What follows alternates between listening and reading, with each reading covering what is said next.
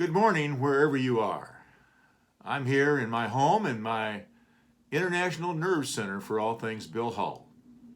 So it's great to be with you today and to begin this conference, this gathering of disciple-making first family, with the idea and the concept of culture and its role in making disciples. Winston Churchill said it so well, in a memorable way. He said, "First we shape our buildings, and then our buildings shape us." Now I'd like to edit that a little bit and just simply say it this way. First we shape our culture, then our culture shapes us. Now culture is a word which means to cultivate. If you go to a museum and you have a curator, they're tending to something. They're improving it. They're shaping it. But our culture has become what many people would say is secular. This is just a kind of an underlying assumption that we're secular. Now, what does the word secular mean? It means the span of life, of one person's life. It was popularized by St. Augustine, actually, in his work, The City of God. You might recall that he put in juxtaposition the city of man and the city of God. And the city of man was temporal or secular, limited to the span of one person's life, whereas the city of God is eternal or transcendent. Now, in the 20th century, Charles Taylor, a famous Canadian philosopher, wrote this book, over 800 pages long, called A Secular Age. And he went to great lengths to demonstrate that we live in a time of secularity. Now, yes, there is a dominance of secularity in many ways. But he said that in the 1600s, it was almost impossible not to believe in God. Now in the 21st century, it's equally as difficult to believe in God. But I'm a skeptic of that, speaking of skeptics. Because I'm more with William Blake, my favorite poet, who said, "Not so fast, Voltaire and Rousseau." He was talking about, the skeptics, the French skeptics. And he said it this way. He said, mock on, Voltaire, Rousseau. Mock on, 'tis all in vain. You throw sand against the wind, and the wind blows it back again." In other words, he says, being against transcendence, being against God, essentially William Blake is saying, is like throwing sand against the wind. God is like the wind. It's inevitable. It always shows up. It always comes. You can't control it. It's part of who we are. And so the point that I'd like to make, along with William Blake, is that we are a very religious people. Mary Eberstadt, who is a public intellectual, says in her fine book, How the West Really Lost God, she says, we're not really a secular society. We're essentially replacing conventional religion with substitute religions, but it's really an effort to live out that religious need we have, that 94% of us still believe in some sort of higher power. And so it might be politics, it might be environment, it might be wealth or family or environment, achievement, sensuality, production. It could be any of these kinds of things that become our substitute religions. But we're very religious people. Even atheists are religious. They have to have faith, because it's so irrational of a position to take. So what really is at play in all of this is who's in charge. This is the human condition. Who is in charge? Who has authority? Well, our theme is King Jesus. King implies kingdom. You can't really have a king and a kingdom without authority. So who is in charge here? Who do we submit to? Who is our leader? So what's happened in our disciple making because of all this secularity, because of this substitute religion that we have created for ourselves so we could be in charge and we can run our own lives, and so we can negotiate our own discipleship, is that the church has become compromised. This is not news. It's happened throughout all of history. Now and then, the church gets seriously compromised. Now is one of those periods where we are. And our disciples, therefore, are compromised. And so we've created disciples in the last 50 years. You know, all churches make disciples, just some we do a very poor job of it. But we're making disciples. As we make these disciples, what happens is that they are shaped by the culture.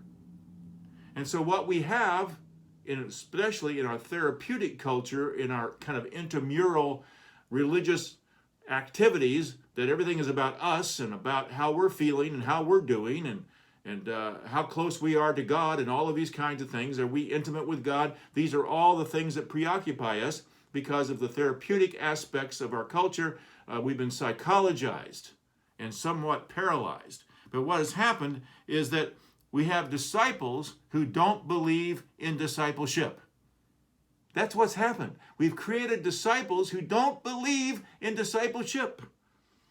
So what we really need are different disciples. And you say, well, how different need they to be? In what ways? Well, I have another big, thick book here. Over 1,500 pages. Kenneth Scott Latourette. The book that they force us to read in seminary, The History of Christianity. It's a great book. I don't know if it's fireside reading, but it's a great book. And in this book, he talks about how did essentially the early church win from over 100 cults and religious alternatives then in the Greco-Roman world. How was it that Christianity won? And he gives 4 reasons. The first is because Roman civilization was crumbling and Christianity offered absolute truth. They believed in something unmovable, in one God, and they would not be moved off of that. They're willing to die for it. Secondly, they were inclusive, meaning that any tribe, any nation, any language, any gender, any race could become part of it. Thirdly, they were flexible. It could fit any political system, but they were very inflexible, but they would not bow the knee to any other god. They just wouldn't do it. Fourthly, they had the best product. Yes, they did. In other words, they had more changed lives, and they were willing to sacrifice for it, and that was duly noted. Now, Latourette also said that that wasn't really enough. There was something suspiciously missing in these 4 reasons. And he calls it the X factor. It made them different. He said there were 10 persecutions over 300 years, and yet the church came out of this with no bitterness, no sense of revenge, no coup d'etat, but there was this underlying zeal and power and grace and sense of awe. That's what made them different than everybody else. We've lost that difference. We've made disciples, but they haven't been different enough. We've been too much the same as the secular culture, as the compromised culture, as the temporal culture, as everything is about this span of life. So, yes, we need to make disciples, but we need to make them differently. We need to make them so that we have those same characteristics that won the world the first time and can win it again and again and again. So every nation right now is giving a standing ovation. Was it 180 some nations that are part of the coronavirus that we've been touched somehow by it? Yet the health workers, the first responders, the military, the the people that protect us, the people that serve us, the people that are actually going into the hospitals, who are donning the PPE and going in and doing all the things that need to be done. And some of them have died in doing so. Some of them have become ill because of it. And yet every night, even in New York City, a city not known for this, people at 7 p.m. stand on their balconies. They come out in the front porches if they have them, and they applaud these first responders when they walk through walk through airports. They applaud. They give them a standing ovation. Why is it that the whole world is giving a standing ovation to these people?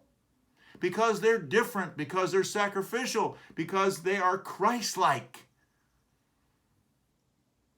So that's how we need to be different. And it begins with us as leaders. We're the role models. We're the ones who have the real disease, the real virus, and to be infectious and to spread it. That's what we need. Viva la différence. We need to be different. So make disciples, but let's, in this kind of culture, make different disciples that make actually a kind of transformative difference. God bless you. This is going to be a great conference. I'm glad I could be a small part of it today.